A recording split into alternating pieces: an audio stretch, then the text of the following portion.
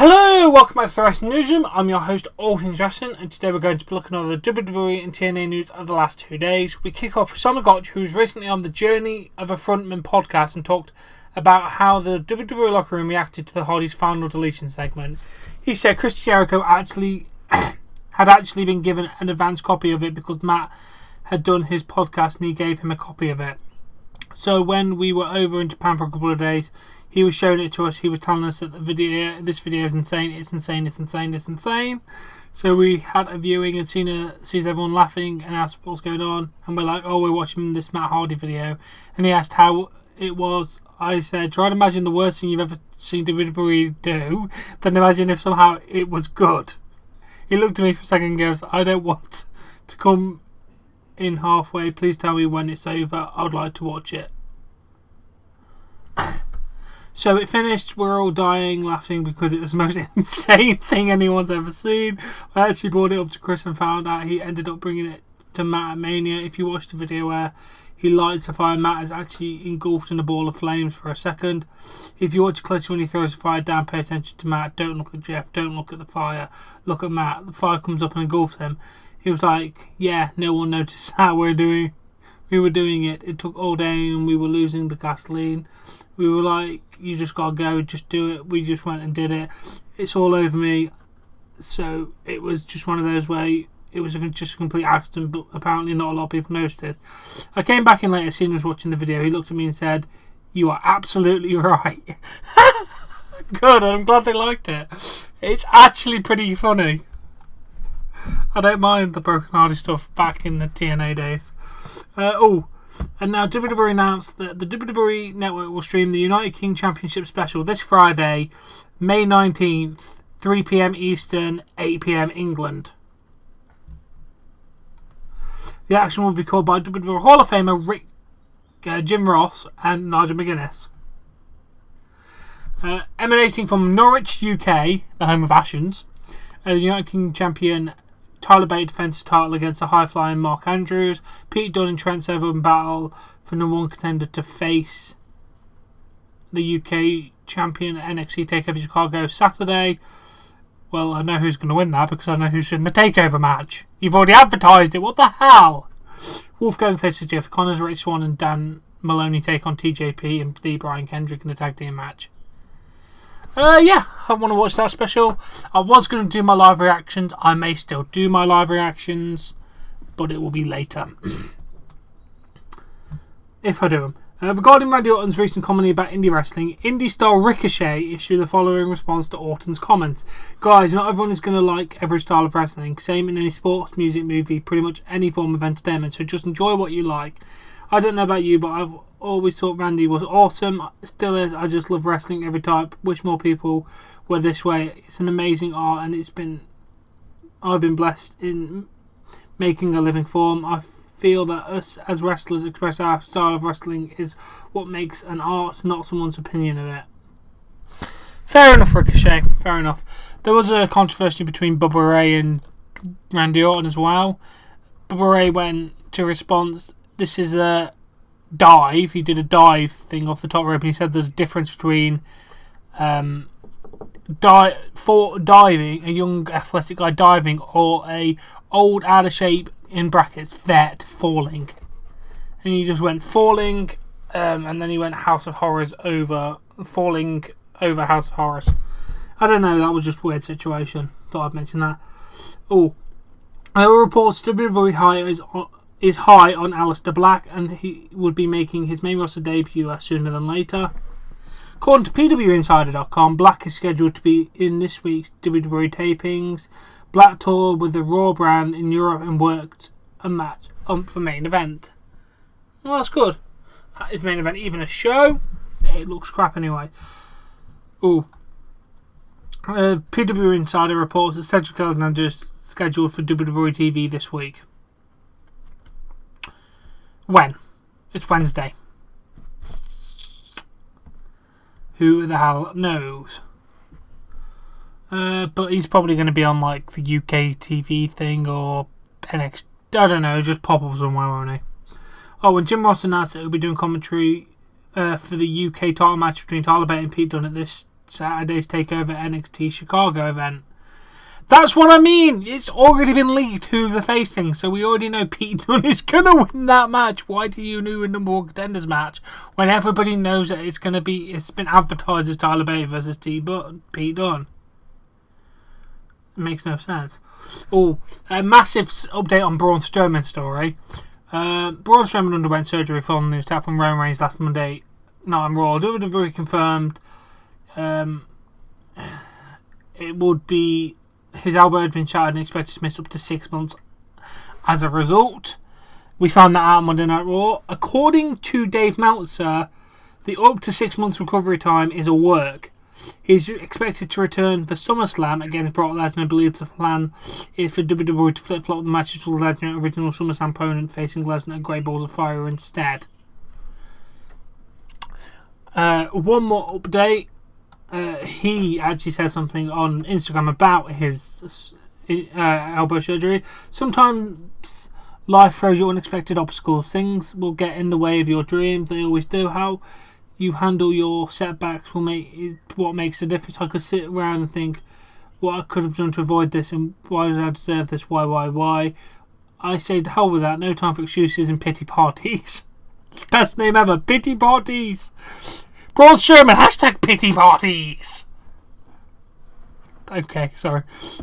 Every day is a day I get the opportunity to grow stronger. Every day I push myself further because I refuse to let this slow me down. Nothing can stop me from being the best. I'll blow through this like I have every setback in life and then throw it at me and continue to my own destiny.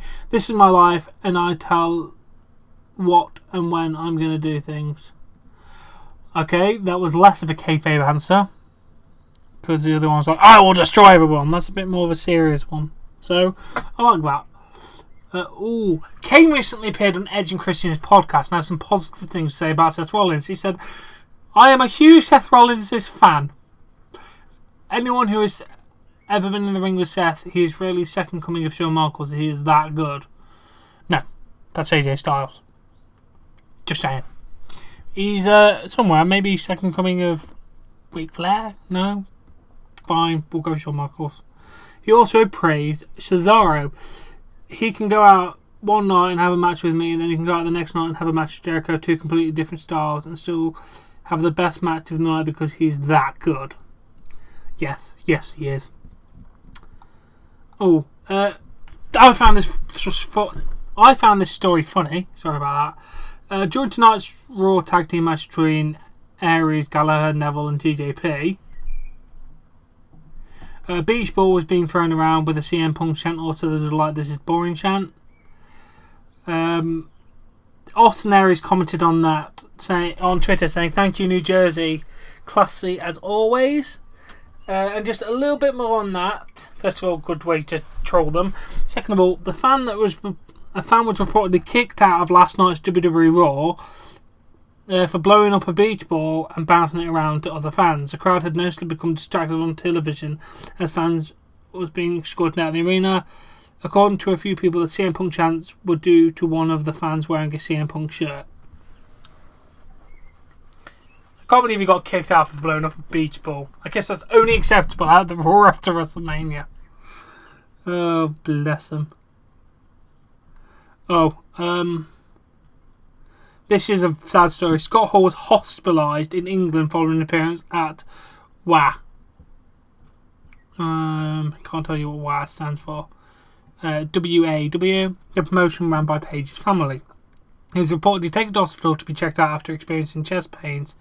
Ricky Knight, Paige's father, wrote about the situation saying, I can confirm Scott Hall was taken ill tonight at WA show in Lowestoft. We are at the hospital now. After tests, early signs are positive and we're hoping to take him to our home soon. Well, I hope you all the best, Scott Hall. Dave Meltzer reports that Aoshia, one of Japanese's biggest female wrestling stars, agreed to an offer to join WWE. Let me get that up on a translator so you can actually hear the name pronounced, not botched.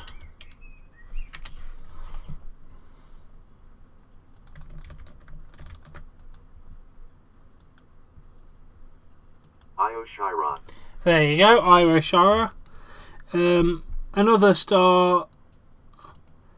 Again, I'm going to do this so I don't box the name. Carrie Hoja is expected to start training in the WWE format so soon. Both women worked for the Stardom promotion. In the US, SquareCircleSirens.com is reporting the WWE signed independent wrestler Kennedy. No, I hate names.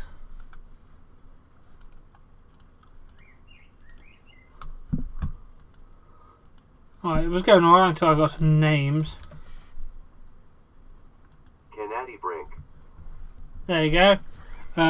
To work as a referee for the company.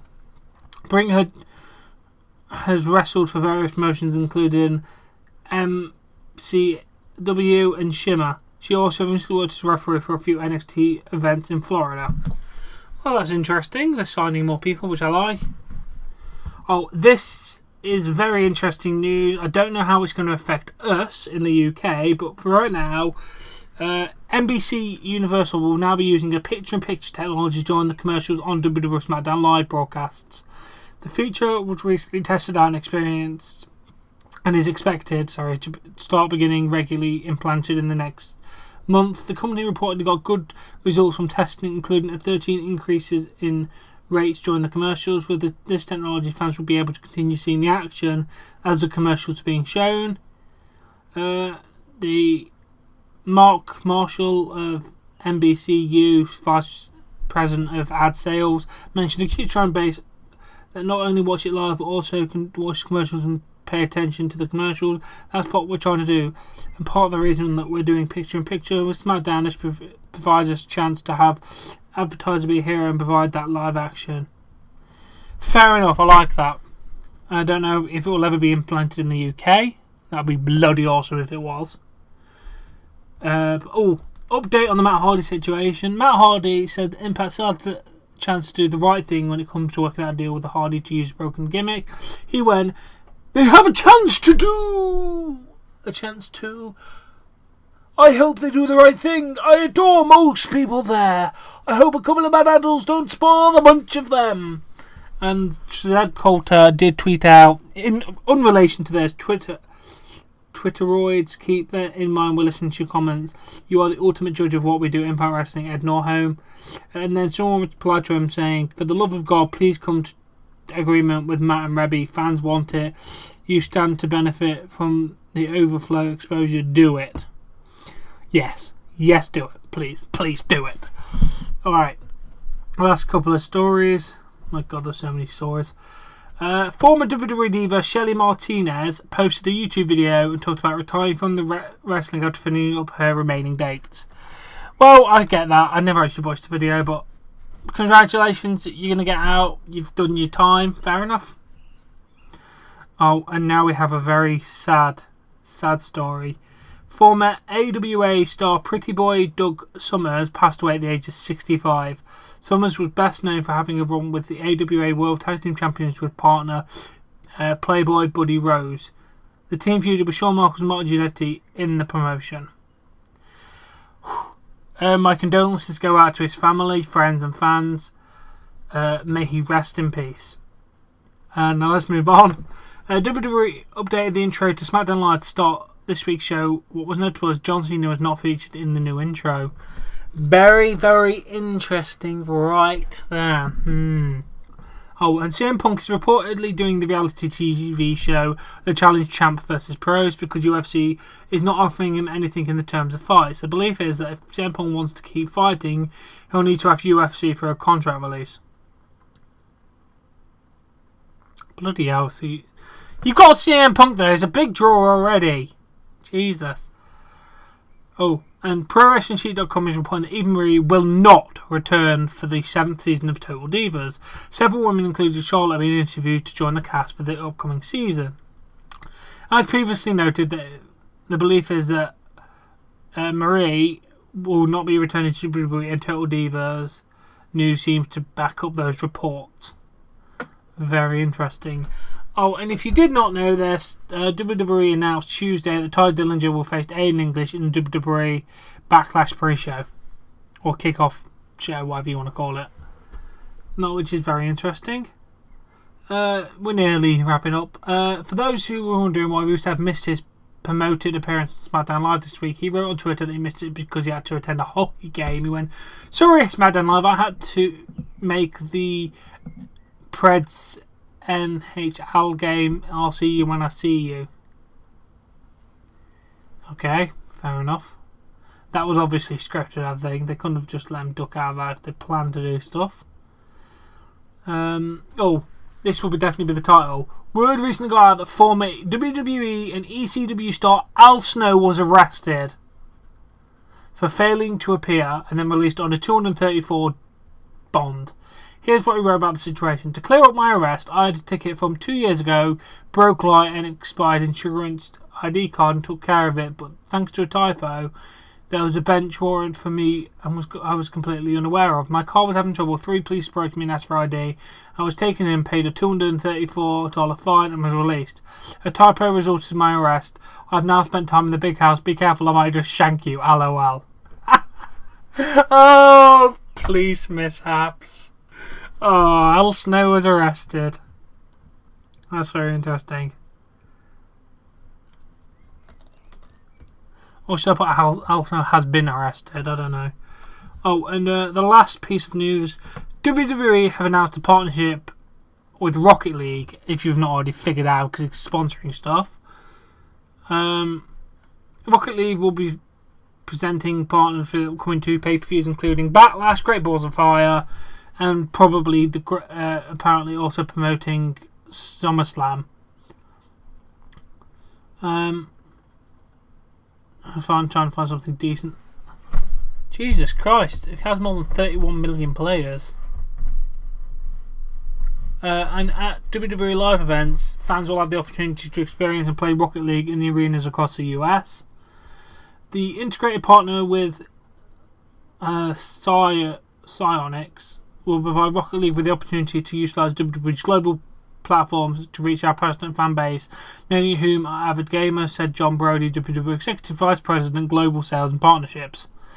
"We look forward to working with Rocket League as we collectively build customised one-stop shopping programs to reach their consumers. WWE fans ourselves, we are well aware of WWE's strong capabilities and strategic marketing partner," says Jeremy Dunham, Vice President Publishing Psyonix. "WWE has proven time and time again that they know how to execute fantastic integrating programming with the audience that's similar interest to our own. With that, it was only the nature we team up and see what we could do together." And additionally, aspects of the partnership include WWE popular YouTube channel, gaming channel, Up Down Down, run by Xavier Woods, Austin Creed, which surpassed 1 million subscribers, dedicating 6 episodes to Rocket League. Rocket League will also be presenting partner for the newly announced WWE Women's Tournament, when it, for the first time in history, 32 with the top female competitors from 70 countries. It will participate in the tournament in the summer, airing on the WWE Network. Bloody hell, that was a lot of text. If you couldn't get what I was saying there, Rocket League, WWE, an item. Let's do it. I like Rocket League. I'll stream Rocket League. That'll be very interesting.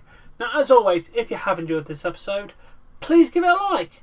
Please support me on Patreon. Link in the description below. Subscribe to my content, and I'll catch you later.